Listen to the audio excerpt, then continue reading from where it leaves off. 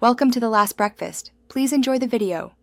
You begin by confirming prerequisites, your level, gear, and consumables. Equip the recommended set and stash spare items in chest if inventory is tight. Once done, fast travel to the Meteor Isle entry point and approach the southern ridge to avoid first ambushes. Make sure to toggle easy mode modifiers and set a save before proceeding.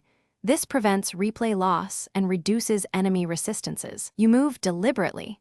Check abilities off cooldown and position party members, so a tank leads while ranged stay back. You now focus on the dense middle section. Identify and destroy crystal nodes that empower foes, because removing them lowers wave difficulty. Once done, pull small groups with a ranged lure and apply crowd control to flying units. Meanwhile, concentrate high-damage spells on elite targets to prevent escalation. Make sure to rotate defensive cooldowns every 30 to 45 seconds to absorb incoming damage and reposition when the terrain funnels enemies. Consistent pacing prevents overlap of waves. You reach the final encounter by activating the central sigil, step on it to start the boss sequence, and immediately spread out to avoid area attacks.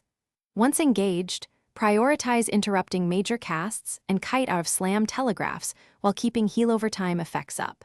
Make sure to use burst windows after the boss performs vulnerable animations. That is when damage counts most. If the run fails, reload the save. Swap to a dedicated healer or delay triggers, and repeat with the adjusted timing.